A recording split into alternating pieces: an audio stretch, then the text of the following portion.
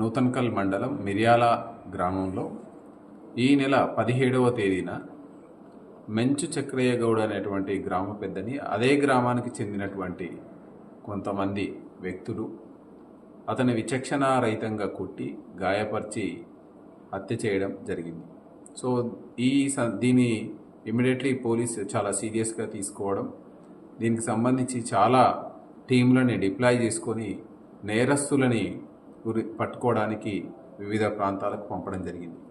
ఈరోజు తెల్లవారుజామున 6:30 గంటల ప్రాంతంలో తుంగతుర్తి సమీపంలో వెహికల్ చెకింగ్ చేస్తుంటే ఇందులో A1గా ఉన్నటువంటి కనకటి వెంకన్న ఆలియాస్ వెంకటేశ్వర్లు, ఆయనతో పాటుగా ఇంకా 12 మందిని ఒక ఇన్నోవా కారు, అదేవిధంగా స్విఫ్ట్ డిజైర్లో వస్తున్న క్రమంలో మనం అప్రహెండ్ చేయడం జరిగింది.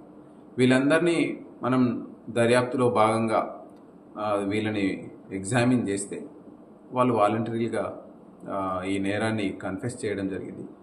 ఇందులో ప్రధానంగా చూసినట్లయితే ఈ నేరస్తులు సేమ్ మిర్యాల గ్రామానికి చెందినటువంటి మృతుడు మెంచు చక్రయ్య గౌడ్కు సంబంధించినటువంటి సమీప బంధువులు కొంతమంది, ఇంకా కొంతమంది అదే గ్రామానికి చెందినటువంటి వ్యక్తులు ఉండడం జరిగింది.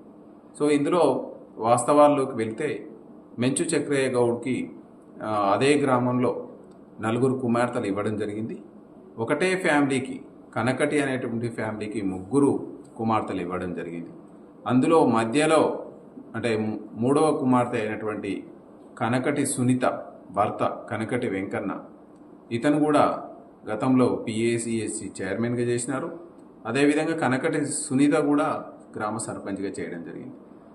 మెంచు చక్రయ్య గౌడు కొన్ని సంవత్సరాలుగా రాజకీయాల్లో ఉంటూ, గ్రామ పెద్దగా ఉంటూ, గ్రామంలో సర్పంచ్గా పనిచేసిన అనుభవం ఉంటూ, అందరికీ అందుబాటులో ఉంటూ ప్రజల సమస్యలను తీర్చుతున్న క్రమంలో ఈ కనకటి వెంకన్న మెంచు చక్రయ్య గౌడ్కు వస్తున్నటువంటి పేరుని తట్టుకోలేక తన ఆధిపత్యం చెల్తలేదని, ప్రతి పనిలో తనకు మెంచు చక్రయ్య అడ్డు వస్తున్నాడని, సో ఇతన్ని ఎట్లనైనా ఎలిమినేట్ చేసి తన ఆధిపత్యాన్ని కొనసాగించాలని అటువంటి తలంపుతోటి ఈ నెల 13వ తారీఖున జరిగినటువంటి బొడ్రాయి పండుగ సందర్భంగా అందరూ ఇతన్ని మర్డర్ చేసి తన ఆధిపత్యానికి అడ్డు లేకుండా చేసుకోవాలనేటువంటి ప్రణాళికను సిద్ధం చేసుకున్నారు.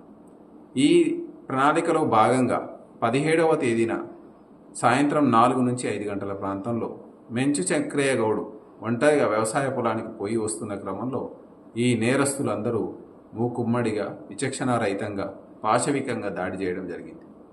ఈ దాడిలో తీవ్రంగా గాయపడ్డటువంటి మెంచు చక్రయ్య గౌడ్ హాస్పిటల్కి తరలించే క్రమంలో మార్గం మధ్యలో చనిపోవడం జరిగింది. దీన్ని పోలీస్ డిపార్ట్మెంట్ సీరియస్గా తీసుకొని ప్రాపర్గా దర్యాప్తు టీంలను పెట్టుకొని ఈరోజు వీళ్ళని అప్రహెండ్ చేయడం జరిగింది.